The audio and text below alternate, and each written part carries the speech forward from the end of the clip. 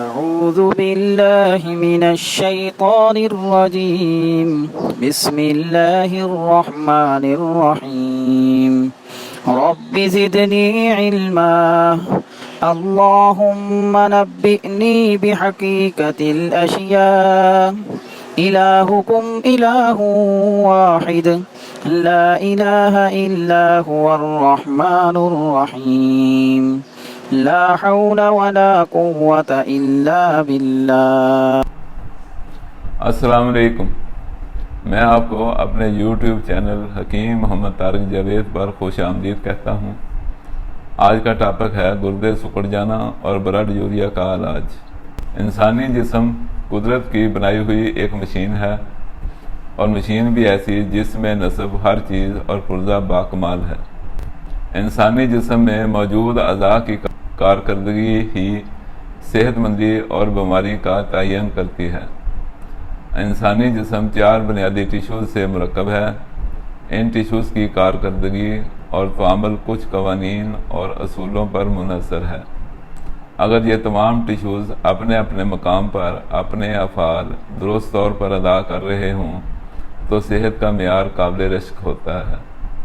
پیشاب کے قانون کے متعلق میرے اسی چینل پر ایک ویڈیو پہلے سے موجود ہے جس میں پیشاب اور گردوں کے متعلق مفصل معلومات اور ان کے مسائل کو حل کرنے کے بارے میں بتایا گیا ہے، لیکن اپنی بصیرت کو بڑھانے اور علم کو وسعت دینے اور سب سے بڑھ کر دستیاب معلومات سے فائدہ اٹھانے کا ہنر جاننے میں بہت کم لوگ دلچسپی لیتے ہیں، اور کامیابی بھی انہی لوگوں کو حاصل ہوتی ہے۔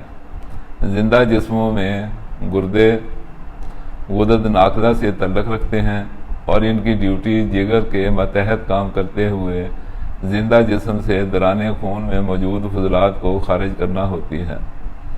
گردوں سے بذریعہ پیشاب خارج ہونے والے فضلات کئی قسم کے ہیں۔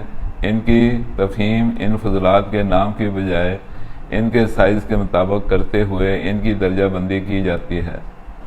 انہیں باریک یا چھوٹے ذرات، دوسرے نمبر پر درمیانے ذرات اور تیسرے نمبر پر بڑے یا موٹے ذرات میں بانٹا جاتا ہے، اور ان کے چھوٹے یا بڑے ہونے کا تعین خون کے سرخ خلیوں کے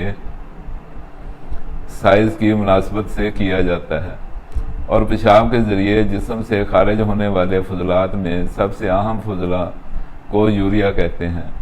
یوریا وہ حتمی پروڈکٹ ہے جو اعضائے جسم کے درجہ بدرجہ کیمیائی تعاملات کے بعد جسم سے خارج کرنے کے لیے دوران خون میں موجود مختلف فضلات کو توڑ کر جگر یوریا میں تبدیل کرتا رہتا ہے، تاکہ وہ فضلات گردوں کی چھلنی سے چھن کر جسم سے خارج ہو سکیں۔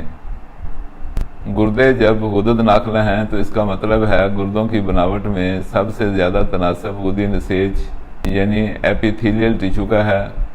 غدد ناقلہ کا مزاج گرم تر، یا دوسرے الفاظ میں غدی اعصابی ہوتا ہے۔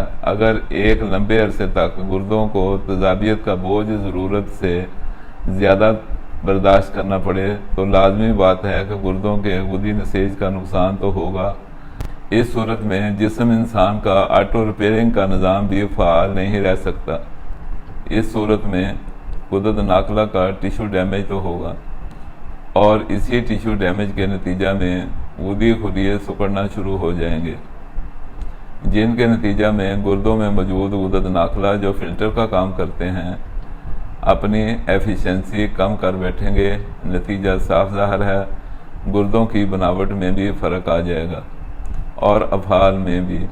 نتیجتاً گردے سکڑ بھی جائیں گے، اور خون سے فضلات فلٹر نہ ہونے کے باعث خون میں یوریا کا تناسب بھی بڑھ جائے گا۔ قانون مفرد اعضاء کا یہی کمال ہے کہ اس نے ثابت کیا ہے کہ انسانی یا حیوانی جسم میں کوئی بھی عضو مفرد نہیں ہے۔ دوسرے لفظوں میں زندہ جسم میں موجود کوئی بھی عضو بحیثیت مجموعی نہ درست ہوتا ہے نہ خراب، بلکہ اس کی بناوٹ میں موجود مختلف ٹیشوز میں سے کسی ایک ٹیشو کے افعال میں کمی یا بیشی پیدا ہو جانے سے اس کے افعال میں خرابی پیدا ہو جاتی ہے۔ اس عضو کی بناوٹ میں 4 بنیادی ٹیشوز ہمیشہ موجود رہتے ہیں بس تناسب کا فرق ہوتا ہے، کوئی ٹیشو مقدار میں زیادہ اور کوئی ٹیشو مقدار میں کم۔ اگر ان ٹیشوز کے افعال میں اعتدال اور توازن پیدا کر دیا جائے تو وہ مکمل عضو اپنے افعال کو درست کر لیتا ہے اور اس میں پیدا ہونے والی خرابی مستقل ٹھیک ہو جاتی ہے۔ گردوں کی بناوٹ میں غدی ٹیشو کی کثرت ہوتی ہے اور اپنا پھیل بھی گردے اس غدی ٹیشو کی بدولت ہی سر انجام دیتے ہیں۔ گردوں میں موجود دوسرے ٹیشوز گردوں کے افعال پر اثر انداز ہو کر گردوں کے افعال کو کم یا زیادہ تو کر سکتے ہیں، لیکن گردوں میں فلٹریشن کا کام غدی سجا اپنے خلیات کی بدولت ہی سر انجام دیتے ہیں۔ اس لیے بلڈ یوریا بڑھ جانے اور گردوں کے سکڑ جانے میں غدی انسجا اور غدی خلیات کے افعال بگڑ جانے کا ہی عمل دخل ہوتا ہے۔ اگر گردوں میں موجود غدی ٹیشو اور اس کے غدی خلیات کے افعال اور کارکردگی کو بحال کر دیا جائے تو بلڈ یوریا بھی مستقل نارمل ہو جاتا ہے اور اس کے ساتھ ہی گردے اپنا سٹرکچر بھی بحال کر لیتے ہیں۔ اگر مریض کو غذائی گروپ بندی کے چارٹ نمبر 6 اور 1 کی اغذیہ استعمال کروائی جائیں اور اس کے ساتھ جو نسخہ جات بتانے والا ہوں، ان میں سے علامات کے مطابق جو نسخہ بھی استعمال کروایا جائے تو مریض کے گردے بحال ہو جاتے ہیں، بلڈ یوریا اور استسقاء جڑ سے ختم ہو جاتے ہیں۔ کچی ہلدی، خشک شدہ اور آگ کے پتے جو پودے کے ساتھ لگے پیلے ہو گئے ہوں، ان کو خوب کھل کر کے دانہ ماش کے برابر گولیاں بنا لی جائیں اور 1 گولی روزانہ سے شروع کر کے 1 گولی روزانہ کے حساب سے بڑھاتے جائیں۔ جب گولیوں کی تعداد 7 تک پہنچ جائے پھر روزانہ 7 گولیاں ہی دن میں 1 بار کھانے کے بعد کھلاتے رہیں اور اس کے ہمراہ لیون چینی کا سفوف 2 ماشا صبح، دوپہر اور شام شربت بذوری معتدل یا اونٹنی کے دودھ کے ساتھ دیا جائے۔ ہدایات کے مطابق احتیاط کے ساتھ تیار کردہ دوائی اور مکمل غذائی پرہیز کے ساتھ علاج 100% نتائج دیتا ہے۔ یاد رکھیں، آگ کے پتے وہ لینے ہیں جو پودے کے ساتھ لگے پیلے ہو گئے ہوں۔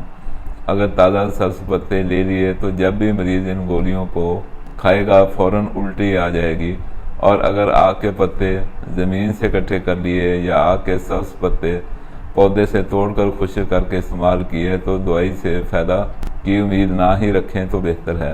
ہماری ویڈیوز میں جو علمی نکات بیان کیے جاتے ہیں سرسری طور پر سکپ کر کے ویڈیو دیکھنے سے سمجھ نہیں آتے، غور سے بار بار ویڈیوز کو چند بار دیکھیں تو ہی مکمل بات سمجھ آتی ہے۔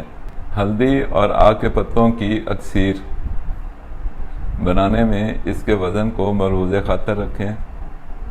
ہلدی تازہ خشک شدہ 1.5 تولہ اور آگ کے پتے جو پودے کے ساتھ لگے پیلے ہو گئے ہوں ان کا وزن 1 پاؤ۔